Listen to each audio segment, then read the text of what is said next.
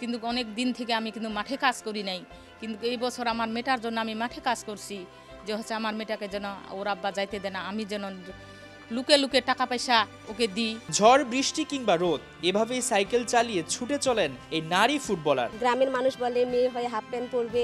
আমরা এই কথাটা জবাব দেওয়ার জন্য আসতেছি যে ফুটবল খেলে কি হবে।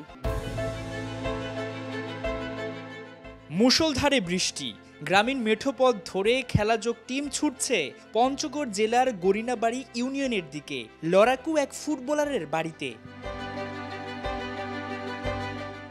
নয়নাভিরাম দৃশ্য, সবুজের চারপাশ রঙিন, এমন পথ ধরে গাড়ি চলল মিনিট 30। বৃষ্টির মধ্যেই আমরা পৌঁছালাম 14 বছর বয়সী স্বপ্নবাজ সেই ফুটবলারের বাসায়। যে সময় মেয়ে ফুটবলাররা বিশ্বকাপে খেলার স্বপ্ন দেখছে, ঠিক একই সময় জাতীয় দলে খেলার স্বপ্ন বুনছেন বাংলাদেশের বিভিন্ন প্রান্তের নারী ফুটবলাররা। তবে তাদের যাত্রাটা এত সহজ নয়, সংগ্রাম করতে হচ্ছে নিজেদের সঙ্গে, পরিবারের সঙ্গে এবং এই সমাজের সঙ্গে। জান্নাতুন ফেরদৌসি প্রাথমিকে পড়ার সময় ফুটবলের প্রতি ভালোবাসার জন্ম, এরপর হৃদয়ে মানচিত্র আঁকেন খেলবেন জাতীয় দলে, হতে চান এই জেলা থেকে ন্যাশনালে খেলা ইয়ারজান বেগমের মতো, কিন্তু আছে নানা বাধা।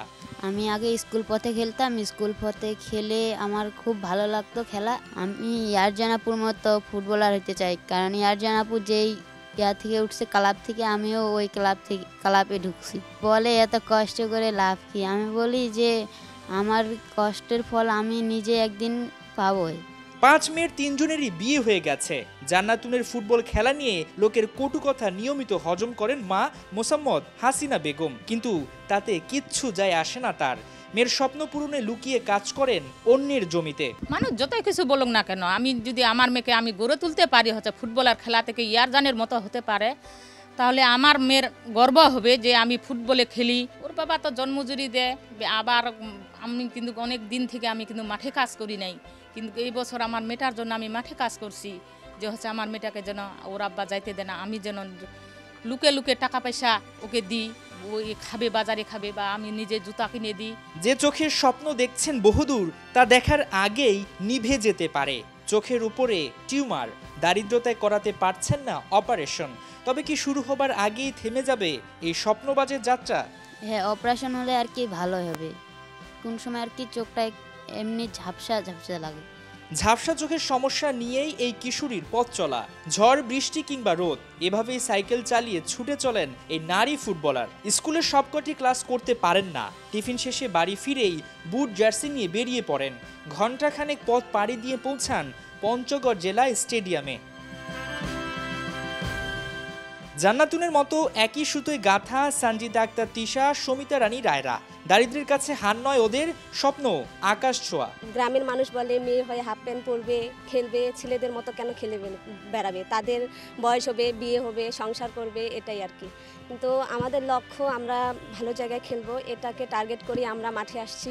অনেক খারাপ লাগে, অনেকজনে অনেক কথা বলে যখন আমরা সন্ধ্যাবেলা বাসা যাই, প্রতিদিন মাঠে আসি, অনেক কথাই বলে যে ফুটবল খেলে কি হবে, ফুটবল খেলে কি লাভ, মেয়ে মানুষ কিছুই হবে না, বেকার, অনেক কথাই বলে। তো আমরা এই কথাটা জবাব দেওয়ার জন্য আসতেছি যে ফুটবল খেলে কি হবে, মেয়েরা পারে কি না ফুটবল খেলে কিছু করতে।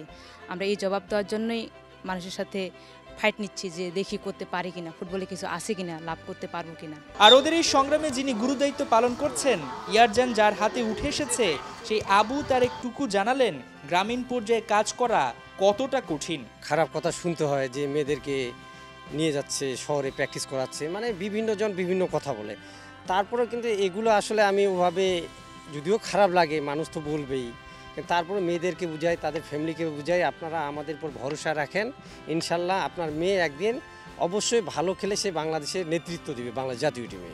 তবে থেমে যাননি স্বপ্নবাজি কোচ, নিজ উদ্যোগে চালু রেখেছেন ফুটবল একাডেমি। ভবিষ্যতের কাণ্ডারি তৈরি করতে সহায়তা চান বাফুফের। তারা যদি আর্থিকভাবে আমাদের কিছু সহযোগিতা করে, এটার জন্য আমাদের জন্য ভালো হবে, যেমন মেয়েদের জন্য ভালো হবে। মেয়েদেরকে আমরা জার্সি, প্যান্ট, বুট বা হালকা আমরা ভাড়াটারাও এগুলো দিতে পারবো আরও ভালো মতো, যারা যেন ওদের ফ্যামিলিগুলো বুঝতে পারে যে না, একাডেমির তরফ থেকে আমরা একটা সহযোগিতা পাচ্ছি। পাঁচে লোকে কিছু বলে, তবে আপনি যদি সেটা পাত্তা না দেন, তবে পাঁচে লোকে কিছু বলে কি ঠিক এভাবে উপড়ে ফেলা সম্ভব। তবেই আপনি আপনার লক্ষ্যকে একেবারে ছুঁতে পারবেন। হাসান সজীব, ৭১, পঞ্চগড় জেলা স্টেডিয়াম, পঞ্চগড়।